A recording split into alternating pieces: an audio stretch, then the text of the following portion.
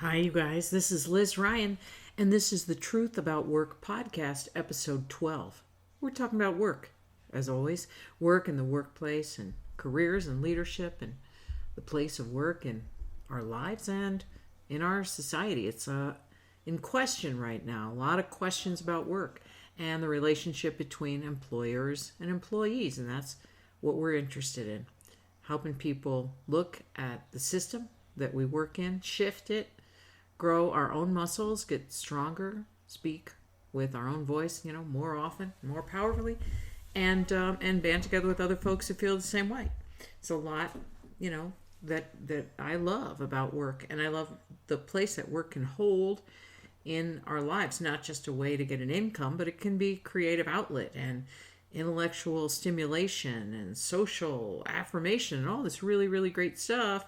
But that's not the experience that everybody has at work, needless to say. So we got a lot of work to do in the system and in individual organizations, and then of course in ourselves, because we're part of the change. That's the message. We're part of the change. For a long time, people have asked me, well, when is this human workplace idea going to get here? I'm waiting. Yeah, but waiting isn't really the way to bring that in.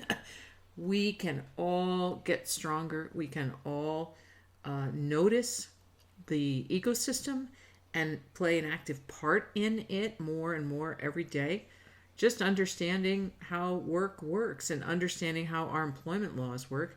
And then on a personal level, understanding what we bring to a job and knowing our value and being willing to walk away from the wrong things when appropriate, to speak up when appropriate, to buck other people up and encourage them, which is always appropriate. So it's not a passive thing. We're not waiting for something to shift and make work better than it is. We're actually working to make that happen, right? That's our idea at Human Workplace. And we teach employers how to humanize their practices and their mindset. And we teach everybody, working people and job seekers and consultants and so on, how to bring a human voice and approach, to their own work. But right now we're going to talk about stories in episode 12. Stories have come to the forefront, and I'll tell you why. Because for the last month or so, our team at Human Workplace has been looking at resumes, reviewing resumes as a service just for a limited time, to go through resumes with folks and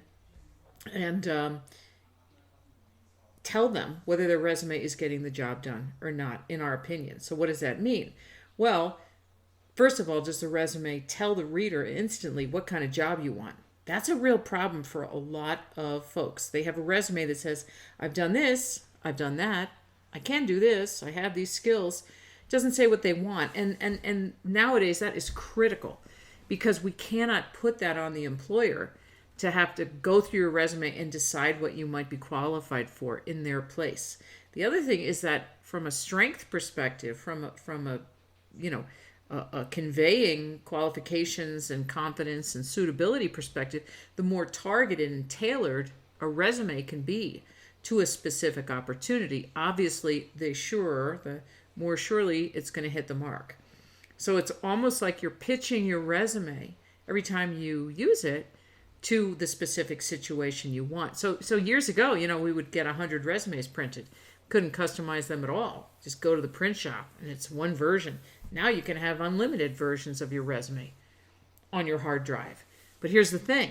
What's going to convey your ability to step into a job and make a difference in the job more than anything is your stories. So you get to choose the most applicable, relevant, germane, right, pertinent stories from your past, from past jobs or volunteering experience or school experiences. You're going to pick the stories that relate as well as possible to the need, the situation, the pain that you're focusing on every time you use your resume. Whoa, what do you mean by that, Liz? Okay, here's what I mean. Here's this counterexample. Here's a bad story. This is what's it called? What do they call that? A story about what not to do. Cautionary tale. Here's a cautionary tale, you guys. Not for profit, executive director that I talked to said, wow, I'm kind of in trouble with my board. I have a 4-person organization here, small not-for-profit, but a very good board of directors. I got approval to hire a marketing person at a good salary, and that's unusual for not-for-profits, but I argued for a person to come in and help us.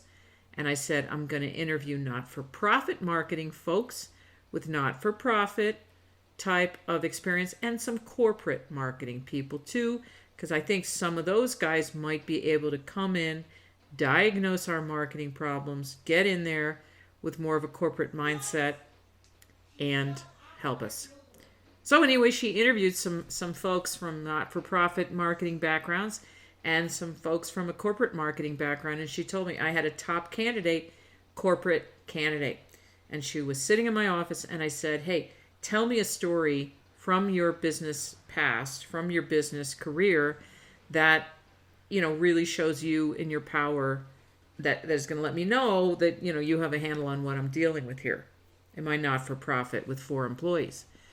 And the candidate sadly leaned back in her chair and said, I just finished implementing and launching an intranet for our 7,000 salespeople at my company, and it is a marvelous thing. It took 24 months, but, it is going to be so handy for these salespeople with all these online forms and toggles and buttons and dials. It's amazing.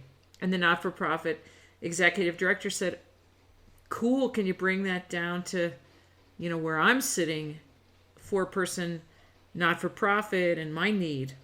And candidate hadn't really thought about it, couldn't do it. So what am I talking about? Relevance, being relevant. And you don't have to be in an interview to pick relevant stories, you guys.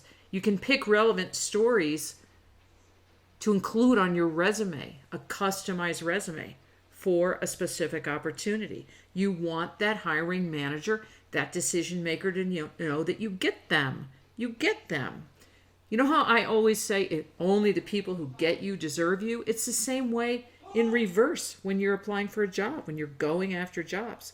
Relevance in your stories on your resume is incredibly important as a job seeker to get the interview, to get the hiring manager seeing you as somebody that could actually help them.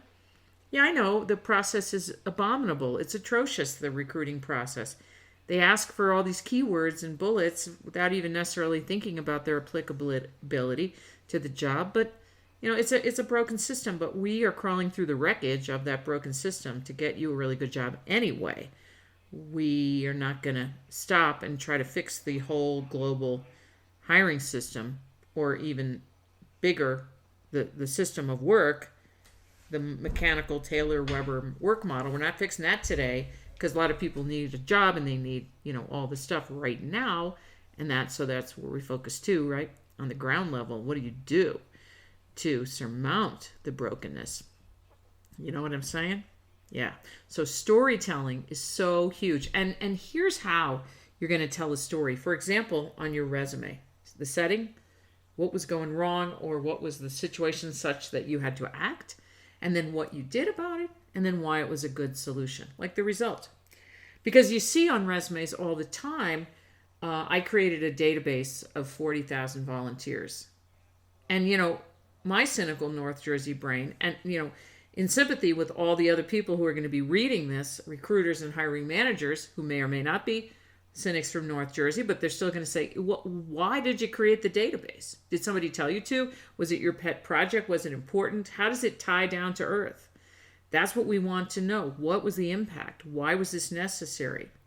So we can evaluate, right? Was it cool? Was it important?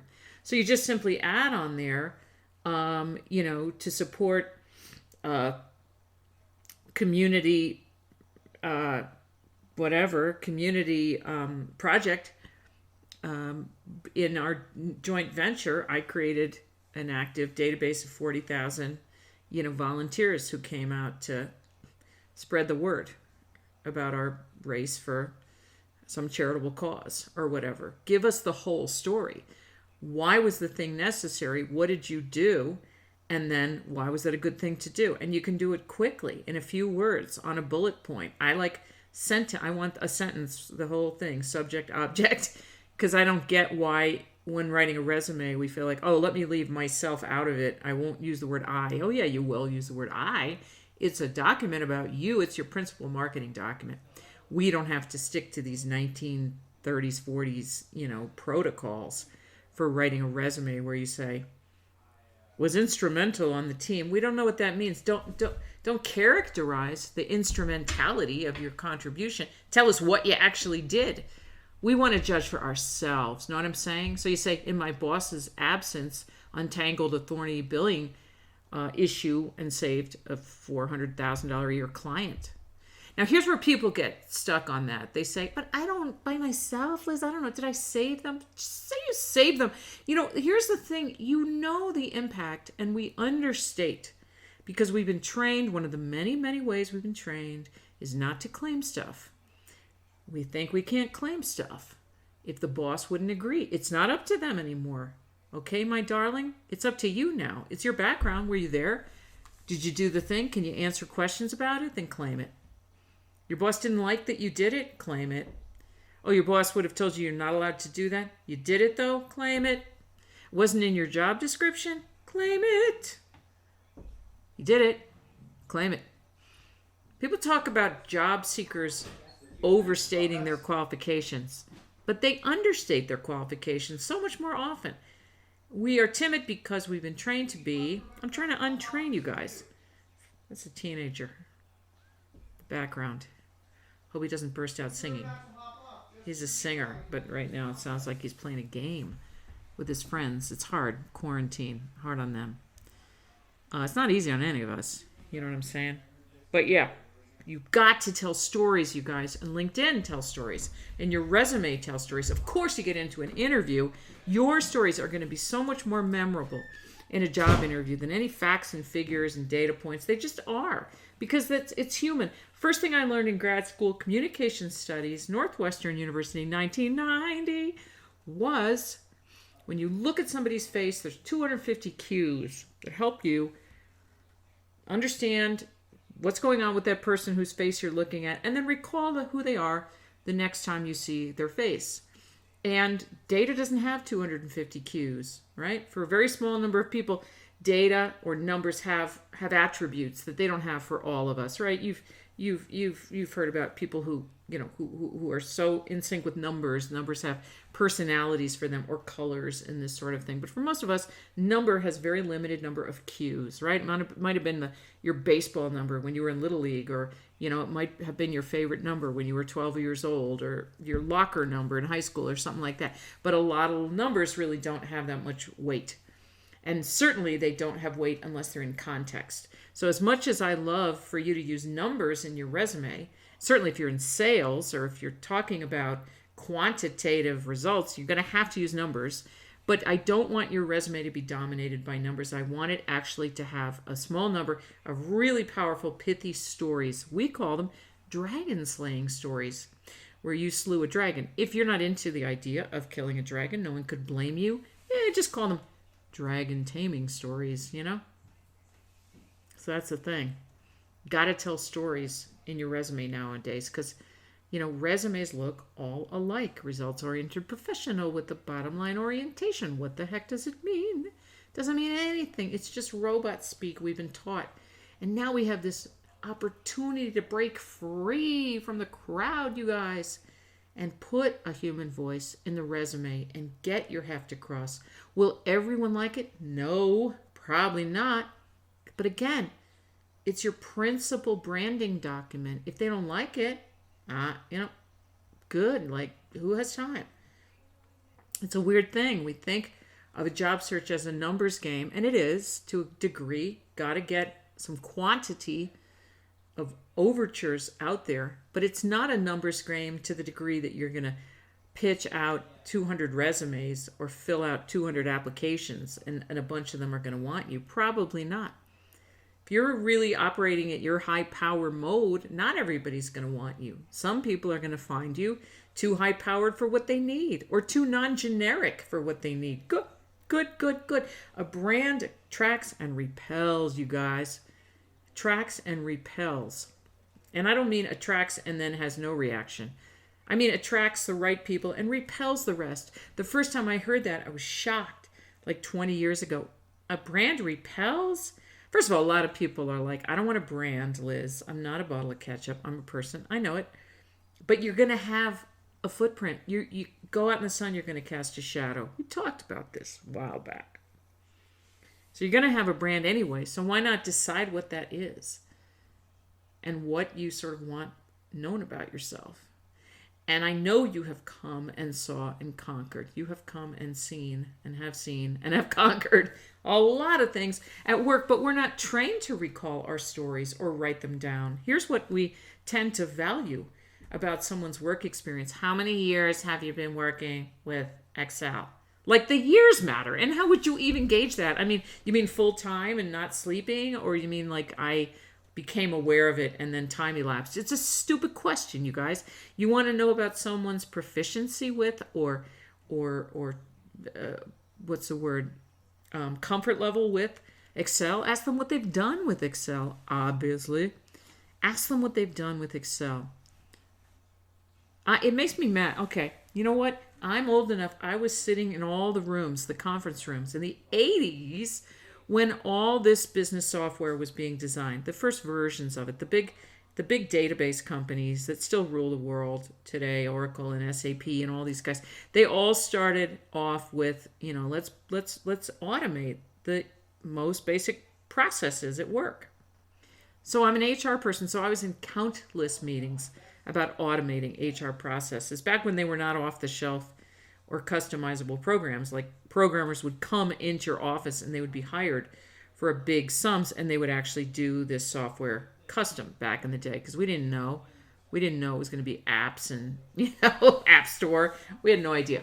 Software as a service, not a thing back then.